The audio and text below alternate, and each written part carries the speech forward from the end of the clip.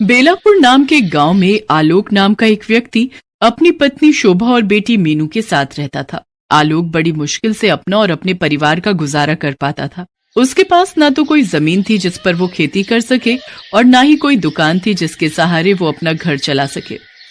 शोभा, अब हमारी मीनू भी धीरे धीरे बड़ी हो रही है और मेरे पास तो कोई जमा पूंजी भी नहीं है। पता नहीं कैसे पढ़ा पाऊंगा उसे। हे भगवान, हमारी मदद कर। गांव में अगर किसी के घर की या खेत की साफ सफाई करनी होती थी तो वो आलोक कर दिया करता था, जिससे उसकी थोड़ी कमाई हो जाती थी।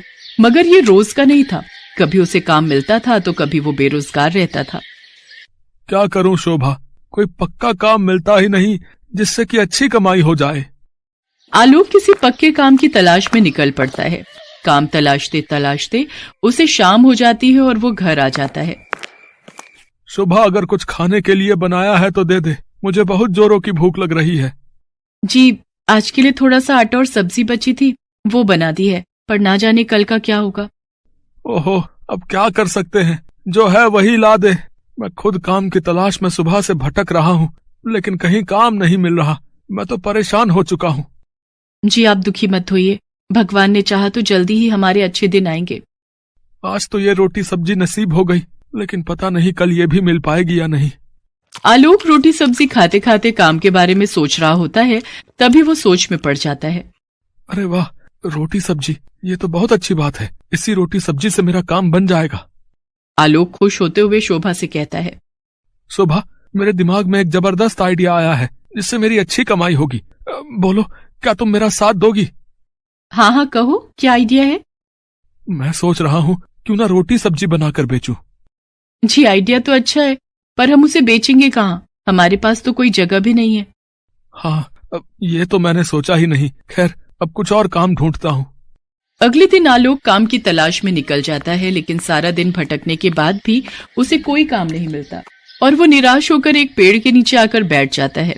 तभी एक आदमी उसके पास आता है और उससे कहता है, नमस्कार भाई साहब, मेरा नाम राजीव है और मैं इस गांव में नया आया हूँ। क्या आप भी इस गांव में रहते हैं? जी जी, मैं भी इसी गांव में रहता हूँ और यहीं पास में ही मेरा घर है। अगर आप बुरा ना मानो तो मैं एक बात पूछूं? जी कहिए। आप कुछ परेशान दिख रहे हैं, क्या बात है? जी, दरअसल मैं काम की तलाश में हूँ, लेकिन कहीं बात नहीं बन रही। सोचा था कुछ बनाकर बेचूंगा, लेकिन उसके लिए जगह नहीं है मेरे पास। जगह नहीं है मतलब? मतलब मेरा घर बहुत ही छोटा है और मेरे पास इतने पैसे नहीं है कि मैं नई जगह खरीद सकूं। ओहो, तो ये बात है। वैसे मैं आपकी मदद कर सकता हूँ। मेरे पास इस गांव में बहुत सारी जमीन है। अगर आप चाहें तो उस जगह का इस्तेमाल कर सकते हैं। क्या सच में? और जब आपकी कमाई अच्छी होने लगे तो उसमें से कुछ पैसे आप मुझे भी दे दीजिएगा। जी, आपका बहुत बहुत शुक्रिया। राजीव आलोक को अपनी जमीन दिखा देता है, जिसके बाद आलोक वहां पर अपना रोटी सब्जी बेचने का काम शुरू कर देता है। साथ ही शोभा भी आलोक की मदद के लिए आ जाया करती थी। आलोक की रोटी बिजनेस का काम बहुत अच्छे से चलने लग जाता है। सभी को उसकी रोटी सब्जी बहुत पसंद आती है। उसकी दुकान पर ग्राहकों की भीड़ लग जाया करती है। आलोक अच्छी कमाई करने लग जाता है। उस कमाई से वो धीरे धीरे अपना सारा कर्ज उतार देता है। फिर एक दिन वो राजीव के घर जाता है। अरे आलोक भाई, आओ आओ, क्या हाल है आपके? आज मेरे यहाँ कैसे आना हुआ? जी मैं बिल्कुल ठीक हूँ। ये रहे आपके पैसे। बुरे वक्त में आपने मेरा साथ दिया, उसके लिए आपका बहुत बहुत धन्यवाद। इसके बाद आलोक हर महीने राजीव को पैसे देने लगता है। एक दिन राजीव पैसे लेते हुए कहता है, आलोक, मैं तुम्हारी मेहनत देखकर बहुत खुश हूँ। मैं सोच रहा था मैं ये जमीन तुम्हारे नाम ही कर देता हूँ। इसके बदले तुमसे जितना हो सके उतने पैसे मुझे देते रहना। अब ये क्या बात कर रहे हैं? आपकी जमीन अब मेरे नाम? हाँ हाँ, मैंने फैसला कर लिया है। इस बात से आलोक बहुत खुश होता है। अब वो अपने काम को और भी मेहनत और लगन के साथ करता। लेकिन एक दिन जब आलोक रोटी सब्जी बेच रहा था, तभी अचानक उसकी दुकान पर पुलिस आ जाती है। भाई, कौन है इस दुकान का मालिक? जल्दी से बुलाओ उसे। साहब, ये तो मेरी ही दुकान है, मैं ही इसका मालिक हूँ। बताइए क्या बात है? ओहो, तो तुम ही हो वो हैं जिसने इस जमीन के मालिक को डरा धमका कर ये जमीन अपने नाम करवा ली। चल भाई चल, मेरे साथ चल, जेल की हवा खाने। मगर साहब, मैंने तो ऐसा कुछ भी नहीं किया। दरअसल इस जमीन के मालिक तो राजीव जी हैं। अभी हाल ही में उन्होंने अपनी ये जमीन मेरे नाम की है। अच्छा, तो फिर लेकर चल मुझे उस राजीव के पास। चल। आलोक पुलिस को राजीव के घर लेकर जाता है।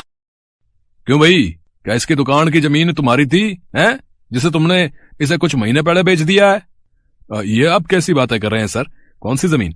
मैं तो इसे जानता भी नहीं हूँ। कौन हो भाई तुम, और मुझ पर झूठा इल्जाम क्यों लगा रहे हो? लेकिन आपने ही तो मुझे रोटी सब्जी की दुकान खोलने के लिए वो जमीन दी थी, और कुछ महीनों बाद वो मेरे नाम भी कर दी थी। ये क्या बकवास किए जा रहे हो? मैं नहीं जानता तुम्हें। भाई कहानी तो बहुत अच्छी बना लेते हो। अब चलो जेल, वहां की हवा खाने, वहीं तुम्हारी अकल ठिकाने आएगी। चल। तभी पुलिस आलोक को गिरफ्तार कर लेती है। लेकिन साहब मैंने कुछ नहीं किया है, मैं सच कह रहा हूँ। सभी अपराधी जो है ना, जुर्म करने के बाद यही कहते हैं। साहब क्या जाने से पहले एक बार मैं अपनी बीवी बच्चों से मिल सकता हूँ साहब? ठीक है, लेकिन सिर्फ 10 मिनट के लिए, समझे? तभी पुलिस की गाड़ी आलोक के घर के बाहर आकर रुकती है। अंदर जाकर आलोक अपनी पत्नी को सारी बात बताता है। ये तो बहुत बुरा किया उन्होंने हमारे साथ, अब हम आपके बिना क्या करेंगे? शोभा, जब तक मैं वापस नहीं आ जाता तुम्हें ही ये घर संभालना होगा, और हाँ, अपना और मीनू का ध्यान रखना। मेरी बात मानो तो जब तक मैं वापस नहीं आता तुम अपने मायके चली जाओ मीनू को लेकर। नहीं, उन्होंने आपके साथ गलत किया है, मैं चुप नहीं बैठूंगी। अब कोई फायदा नहीं है शोभा, सब खत्म हो गया। कुछ सालों बाद जेल से छूटते ही मैं तुम्हें लेने आऊंगा। पापा मत जाओ ना हमें छोड़कर। इसके बाद आलोक मीनू और शोभा को गले लगा लेता है और तीनों फूट फूट कर रोने लगते हैं। तभी पुलिस आलोक को अपने साथ लेकर चली जाती है। तकरीबन 3 साल जेल में गुजारने के बाद आलोक वापस शोभा और मीनू को लेने उसके मायके जाता है। शोभा, तुम ठीक तो हो ना? और मीनू कैसी है? हम दोनों हर रोज आपको याद करते थे। मीनू रोज आपके बारे में पूछती थी। मैंने भी तुम दोनों को बहुत याद किया। चलो अब वापस अपने घर चलते हैं। इसके बाद आलोक दोनों को लेकर घर आ जाता है।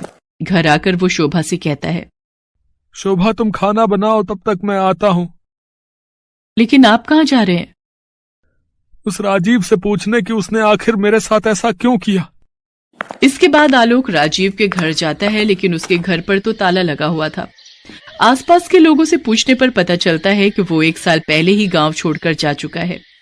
इसके बाद आलोक वापस अपने घर आ जाता है। शोभा, वो तो 1 साल पहले ही ये गांव छोड़कर जा चुका है। अब छोड़िए जी, उसको उसके किए की सजा तो भगवान जरूर देगा। अब आप अपने जीवन में आगे बढ़ने की सोचिए कि कौन सा नया काम ढूंढना है। हाँ शोभा, अब दोबारा से कोई नया काम ढूंढना पड़ेगा। वैसे जेल में मैंने काम करके कुछ पैसे कमाए हैं। जब तक मुझे कोई नया काम नहीं मिल जाता तुम इन्हीं से काम चलाओ। तभी आलोक का दोस्त राजू उससे मिलने आता है। क्या हाल है अशोक भाई?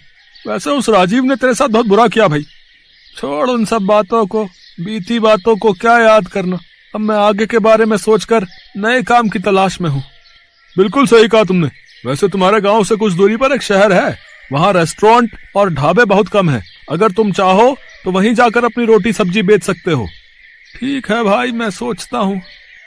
इसके बाद अगले दिन शोभा से कहकर आलोक शहर की ओर निकल पड़ता है।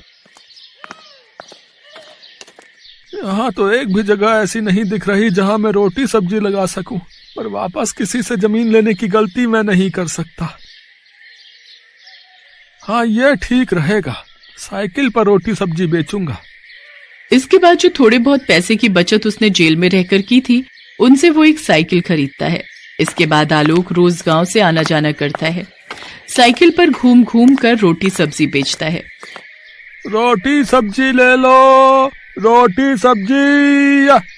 सभी आलोक की रोटी सब्जी खाने लगते हैं। धीरे धीरे उसकी कमाई काफी अच्छी होने लग जाती है, जिससे वो शहर में किराए पर घर ले लेता है और अपनी पत्नी और बेटी को भी अपने साथ शहर में ही रखता है। अब उसकी आर्थिक स्थिति बहुत अच्छी होने लगती है। एक दिन आलोक रोटी सब्जी बेच रहा था, तभी उसे शोर सुनाई देता है। जब वो वहां जाकर देखता है तो सड़क हादसे में एक आदमी की जान चली गई होती है, जिसके कारण वहां भीड़ लगी होती है। जब आलोक पास आकर देखता है तो वो हैरान रह जाता है। वो मृत व्यक्ति कोई और नहीं बल्कि राजीव था। इसका मतलब राजीव गांव से भागकर यहाँ रह रहा था। भगवान ने उसको उसके किए की सजा दे दी।